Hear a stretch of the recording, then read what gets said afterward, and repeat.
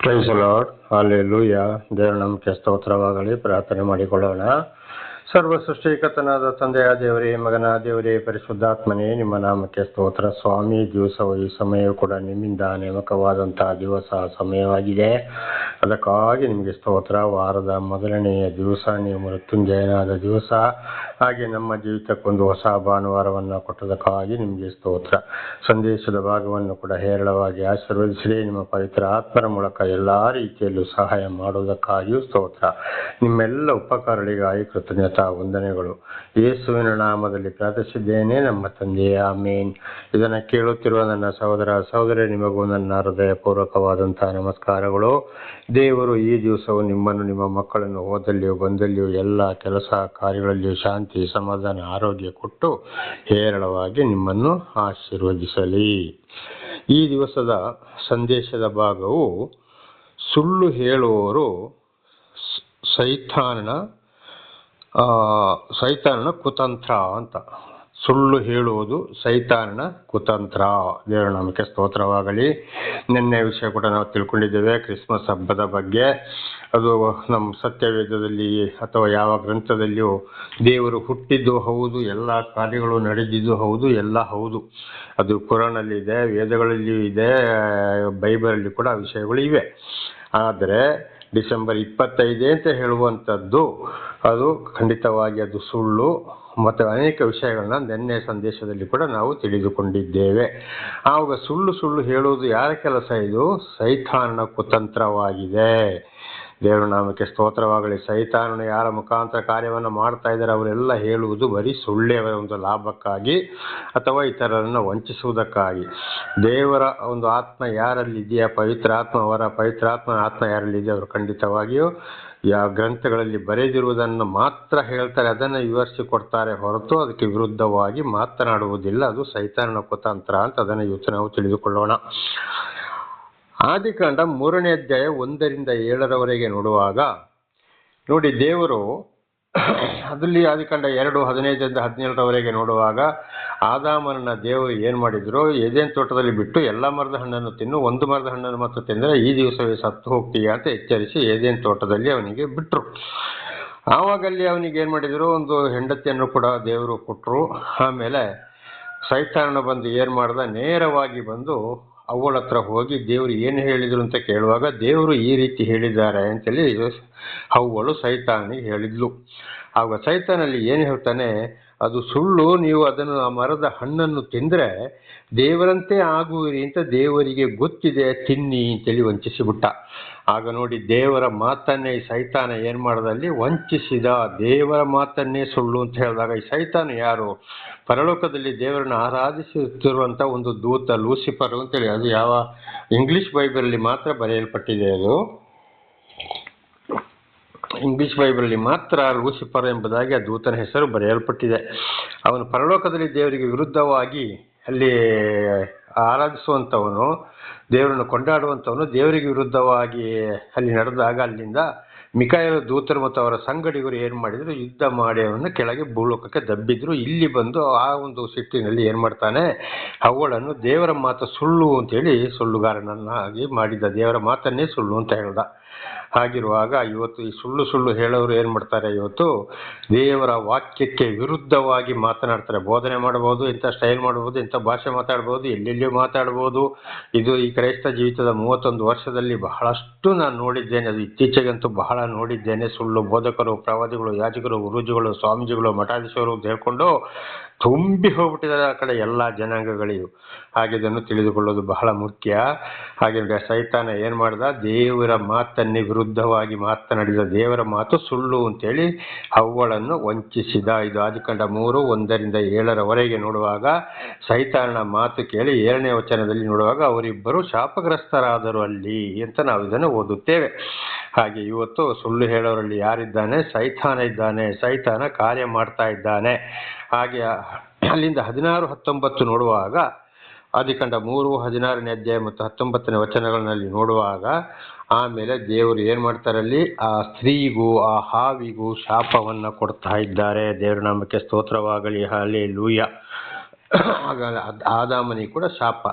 ಹಾಗೆ ಇವತ್ತು ಸುಳ್ಳು ಬೋಧನೆಗೆ ಕಿವಿಗೊಟ್ಟು ಸುಳ್ಳುಗಾರರನ್ನು ಹಿಂಬಾಲಿಸಿ ದೇವರಿಗೆ ವಿರುದ್ಧವಾಗಿ ನಡೆದರೆ, ಸತ್ಯ ಸುವಾರ್ತೆಯನ್ನು ಕೇಳದೆ ಹೋದರೆ ಅಂಥವರು ಕೂಡ ದೇವರಿಗೆ ವಿರುದ್ಧವಾಗಿದ್ದಾರೆ, ಅಂಥವರ ಮೇಲೆ ದೇವರ ಕೋಪ ಬರ್ತದೆ.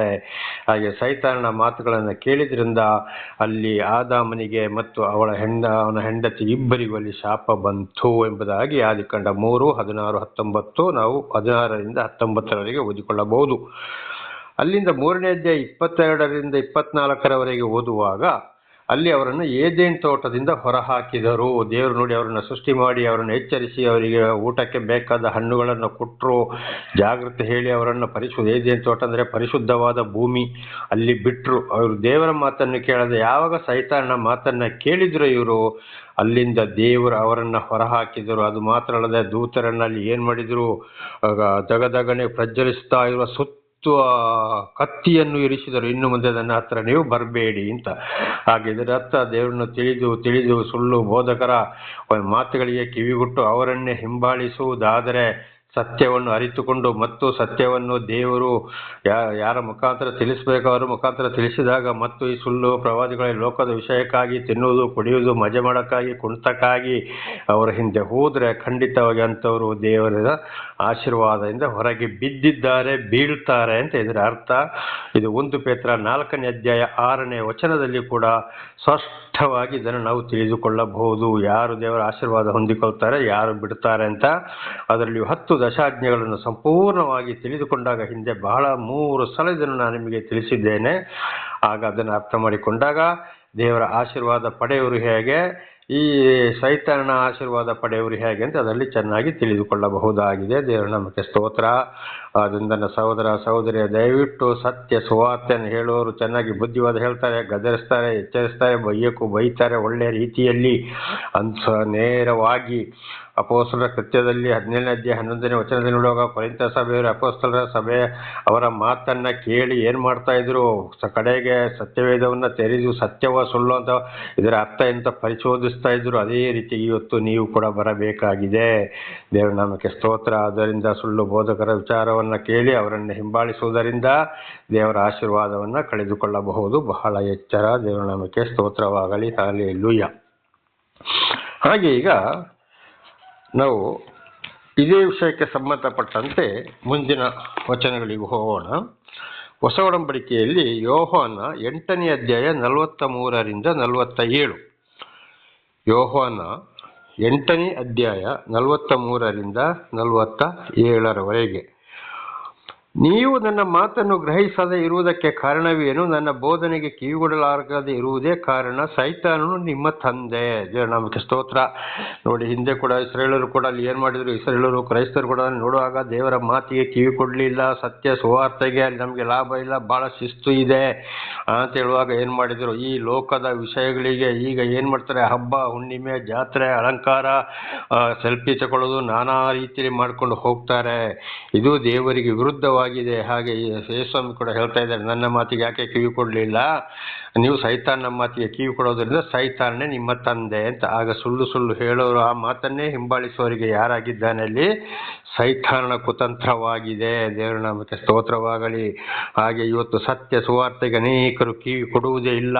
ಯಾರು ಕಿವಿ ಕೊಟ್ಟು ಬದಲಾಗಿಂತವರನ್ನು ದೂರ ಇಟ್ಟು ಹೋಗ್ತಾರೋ ಅವರು ನಿಜವಾಗಿ ಅವರಿಗೆ ದೇವರೇ ತಂದೆ, ಇಲ್ಲಂದರೆ ಸೈತಾನನೇ ಅವರಿಗೆ ತಂದೆ ಎಂಬುದಾಗಿ ಈ ವಚನದ ಅರ್ಥ. ಇದು ಯೇಸುಸ್ವಾಮಿ ಹೇಳಿದ್ದು, ನಾನು ಹೇಳಿದ್ದಲ್ಲ. 44.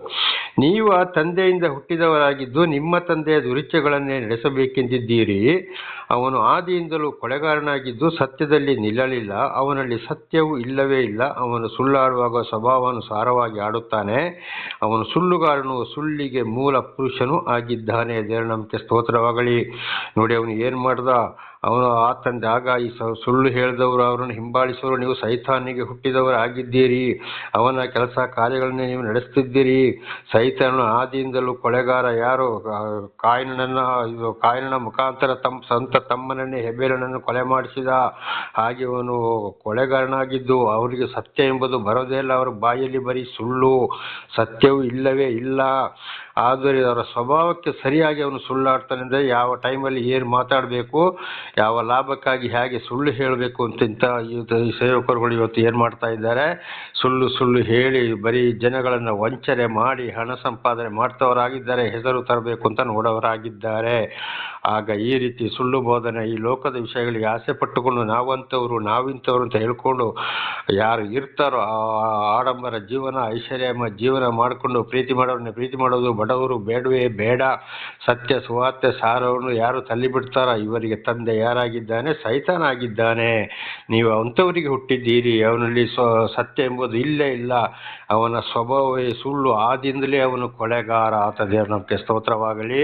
ಹಾಗೆ ಸುಳ್ಳು ಯಾರ ಕುತಂತ್ರವಾಗಿದೆ, ಸೈತಾನ ಸುಳ್ಳು ಹೇಳಿ ಇವತ್ತು ದೇವರ ವಾಕ್ಯಗಳನ್ನ ವಿರುದ್ಧವಾಗಿ ನಡೆದುಕೊಳ್ಳೋರು, ಅದಕ್ಕೆ ನಡೆಸೋರು ಏನಾಗಿದ್ದಾರೆ, ಇವರು ಸೈತಾನನ ವಂಶದವರಾಗಿದ್ದಾರೆ ಅಂತ ಸ್ವತಃ ಯೇಸು ಇದನ್ನು ಹೇಳಿದ್ದು. ಆದ್ದರಿಂದ ಬಹಳ ಎಚ್ಚರ. ದೇವರ ನಮಗೆ ಸ್ತೋತ್ರ. 45, ನಾನು ಸತ್ಯವನ್ನು ಹೇಳುವನಾದ್ದರಿಂದ ನೀವು ನನ್ನನ್ನು ನಂಬುವುದಿಲ್ಲ, ನನ್ನಲ್ಲಿ ಪಾಪವನ್ನು ತೋರಿಸಿಕೊಡೋರು ನಿಮ್ಮೊಳಗೆ ಯಾರಿದ್ದಾರೆ. ಅದೇ ನಮಗೆ ಸ್ತೋತ್ರ. ನೋಡಿ, ಯೇಸು ಏನು ಮಾಡಿದ್ರು, ಸತ್ಯವನ್ನು ಹೇಳಿದ್ರು. ಯಾರು ಪಾಪವನ್ನು ತೋರಿಸಿದ್ರು, ಅವರಲ್ಲಿ ಪಾಪ ತೋರಿಸ್ಲಿಕ್ಕೆ ಆಗಿದೆಯೋ? ಖಂಡಿತವಾಗಿ ಇಲ್ಲ. ಆದ್ದರಿಂದ ಯೇಸುವನ್ನು ನಂಬಲಿಲ್ಲ. ಹಾಗೆ ಇವತ್ತು ಸತ್ಯವನ್ನು ಯಾರು ಸಾರ್ತಾರೋ ಅವರನ್ನು ನಂಬುವುದೇ ಇಲ್ಲ, ಅವರಲ್ಲಿ ಪಾಪ ತೋರ್ಸಕ್ಕೂ ಕೂಡ ಆಗುವುದಿಲ್ಲ. ಸುಳ್ಳು, ದಗ, ಮೋಸ, ಅನ್ಯಾಯ ಹೇಳ್ಕೊಂಡು ಕುಡಿಯೋದು, ತಿನ್ನೋದು, ಬಿರಿಯಾನಿ, ಹಬ್ಬ ಹುಣ್ಣಿಮೆ, ಈ ರೀತಿ ಯಾರು ಮಾಡ್ಕೊಂಡು ಹೋಗ್ತಾರೋ ಅಂಥವ್ರ ಹಿಂದೆ ಬಹಳ ಜನ ಇವತ್ತು ಕೂಡ ಅದುವೇ ನಡೀತಾ ಇದೆ. ಸತ್ಯ ಹೇಳಿಕೊಂಡು ಹೋಗೋರನ್ನು ಖಂಡಿತವಾಗಿ ಯಾರು ಅವರು ಹೊಗಳೋದೇ ಬೇಡ, ಅವರನ್ನು ಹಿಂಬಾಲಿಸುವುದಿಲ್ಲ, ಅವರ ಮಾತನ್ನು ಕೂಡ ಕೇಳುವುದಿಲ್ಲ. ಆಗ ಇವರಲ್ಲಿ ಯಾರಿದ್ದಾರೆ, ಸೈತಾನ ಇದ್ದಾನೆ ಅಂತ ಇದರ ಅರ್ಥ. ನಾನು ಸತ್ಯವನ್ನು ಹೇಳೋನಾಗಿರುವಲ್ಲಿ ನೀವು ನನ್ನ ಮಾತನ್ನು ನಂಬದೇ ಇರುವುದು ಯಾಕೆ? ದೇವರಿಂದ ಹುಟ್ಟಿದವನು ದೇವರ ಮಾತುಗಳನ್ನು ಕೇಳುತ್ತಾನೆ, ನೀವು ದೇವರಿಂದ ಹುಟ್ಟದ ಕಾರಣ ಅವುಗಳನ್ನು ಕೇಳುವುದಿಲ್ಲ ಎಂದು ಹೇಳಿದನು ಯಾರು? ಯೇಸು ಸ್ವಾಮಿ. ದೇವರ ನಂಬಿಕೆ ಸ್ತೋತ್ರವಾಗಲಿ. ಹಲ್ಲೆಲೂಯಾ. ಸತ್ಯವನ್ನು ಹೇಳುವಾಗ ಯಾಕೆ ನೀವು ನಂಬದೇ ಇರುವುದಕ್ಕೆ ಯಾಕೆ? ದೇವರಿಂದ ಹುಟ್ಟಲಿಲ್ಲ. ನೋಡಿ, ದೇವರ ಆತ್ಮ ಅವರಲ್ಲಿ ಇಲ್ಲ. ಅವರಲ್ಲಿರುವುದು ಸೈತಾನ ಆತ್ಮ. ಸೈತಾನ ಹಿಂದೆ ಓಡಿದ್ರು, ಸುಳ್ಳುಗಾರರ ಹಿಂದೆ ಓಡಿದ್ರು. ಆದ್ರಿಂದ ದೇವರ ಆಶೀರ್ವಾದ ಯಾರಲ್ಲಿ ಇದೆಯೋ, ಯಾರು ದೇವರಿಂದ ಹುಟ್ಟಿದ್ದಾರೋ, ದೇವರು ಯಾರನ್ನು ಸರಿಯಾಗಿ ಆದುಕೊಂಡಿದ್ದಾರೋ ಅಂಥವರು ದೇವರ ಮಾತನ್ನೇ ನಂಬ್ತಾರೆ. ಬೈಬಲಲ್ಲಿ ಏನು ಬರೆಯಲ್ಪಟ್ಟಿದೆಯೋ ಅಥವಾ ವೇದಗಳಿರ್ಬೋದು, ಪುರಾಣ ಇರ್ಬೋದು, ಮಹಾಭಾರತ ಇರ್ಬೋದು, ಬೈಬಲ್ ಇರ್ಬೋದು, ಪುರಾಣ ಇರ್ಬೋದು, ಅದರಲ್ಲಿ ಬರೆದಿದ್ದನ್ನು ನಿಜವಾಗಿ ಸರಿಯಾದ ವಿಷಯಗಳನ್ನ ತಿಳಿಸುವಾಗ ಯಾರು ನಂಬ್ತಾರೋ ಅವರಲ್ಲಿ ದೇವರ ಆತ್ಮ ಇದೆ, ದೇವರ ಆಶೀರ್ವಾದ ಇದೆ.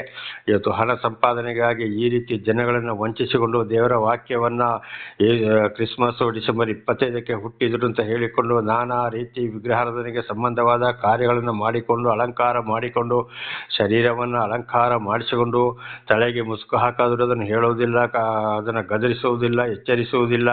ನಾನಾ ಥರದ ಬಣ್ಣ ಬಳ್ಕೊಂಡು ಯೆಶಾಯ 3:16-21 ಇದನ್ನು ನೋಡುವಾಗ ಅಲ್ಲಿ ಯಾವ ರೀತಿ ಅಲಂಕಾರವನ್ನು ದೇವರು ಖಂಡಿಸ್ತಾ ಇದ್ದಾರೆ ಎಂಬುದಾಗಿ ಸ್ಪಷ್ಟವಾಗಿ ಗೊತ್ತಿದೆ.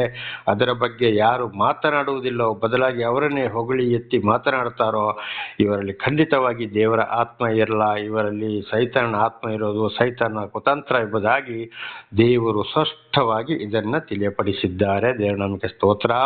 ಹಾಗಿರುವುದರಿಂದ ನನ್ನ ಸಹೋದರ ಸಹೋದರಿಯರೇ, ಖಂಡಿತವಾಗಿ ಇಂಥದನ್ನು ಚೆನ್ನಾಗಿ ಅರ್ಥ ಮಾಡಿಕೊಂಡು ಸತ್ಯ ಸುವಾರ್ತೆಗೆ ಕಿವಿ ಕೊಟ್ಟು ಅವರನ್ನು ಹಿಂಬಾಲಿಸಲಿ, ದೇವರ ಆಶೀರ್ವಾದವನ್ನು ಪಡೆದುಕೊಳ್ಳಿರಿ.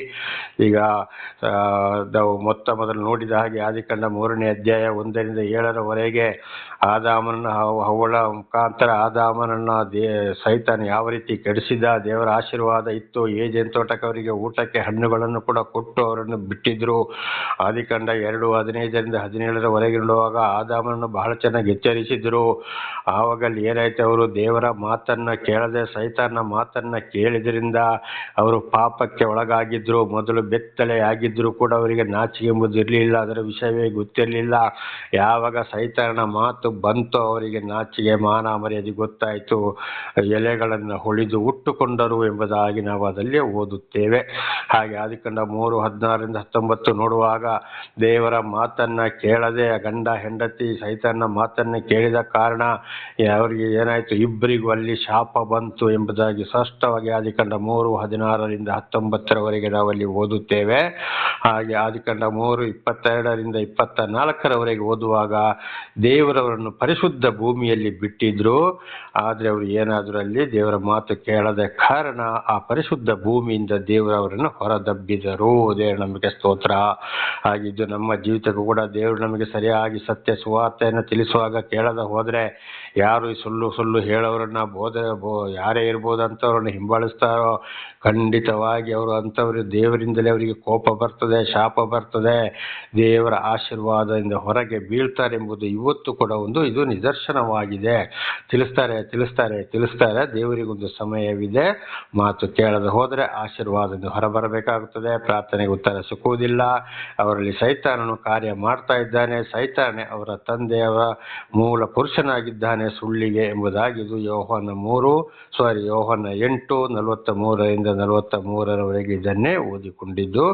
ಆದ್ದರಿಂದ ಚೆನ್ನಾಗಿ ದೇವರ ವಾಕ್ಯ ಸತ್ಯ ಸುವಾರ್ತೆಗೆ ಕಿವಿ ಕೊಟ್ಟು ದೇವರ ಆಶೀರ್ವಾದವನ್ನು ಪಡೆದುಕೊಳ್ಳೋಣ, ಪ್ರಾರ್ಥಿಸಿಕೊಳ್ಳೋಣ. ಇದು ನಾಳೆಗೂ ಮುಂದುವರಿಯುವುದು. ಸರ್ವ ಸೃಷ್ಟಿಕರ್ತನ ತಂದೆಯ ದೇವರೇ, ಮಗನ ದೇವರೇ, ಪರಿಶುದ್ಧಾತ್ಮನೇ, ನಿಮ್ಮ ನಾಮಕ್ಕೆ ಸ್ತೋತ್ರ ಸ್ವಾಮಿ. ಇವತ್ತು ನೀವು ಒಂದು ಸಂದೇಶವನ್ನು ನನ್ನ ಸಹೋದರ ಸಹೋದರಿಗೆ ನೀವು ತಿಳಿಸಿದ್ದೀರಿ, ಅದಕ್ಕಾಗಿ ನಿಮಗೆ ಸ್ತೋತ್ರ. ಇದನ್ನು ಕೇಳಿ ಚೆನ್ನಾಗಿ ತಿಳಿದುಕೊಂಡು ಸತ್ಯ ಸುವಾರ್ತೆಗೆ ಕಿವಿ ಕೊಟ್ಟು ನಿಮ್ಮಿಂದ ಆಶೀರ್ವಾದ ಹೊಂದಿಕೊಳ್ಳುವ ಹಾಗೆ ಅವರನ್ನು ಅವರ ಮಕ್ಕಳನ್ನು ಹೇರಳವಾಗಿ ಆಶೀರ್ವದಿಸಿರಿ. ನಿಮ್ಮ ಪ್ರೀತಿ ಸಾಹಿಲ್ಲದ ಯಾರೂ ಪರಿಶುದ್ಧರಾಗಲು ಆಶೀರ್ವಾದ ಹೊಂದಿಕೊಳ್ಳಲು ಸಾಧ್ಯವಿಲ್ಲ. ನಿಮ್ಮೆಲ್ಲ ಉಪಕಾರಗಳಿಗಾಗಿ ಕೃತಜ್ಞತಾ ವಂದನೆಗಳು.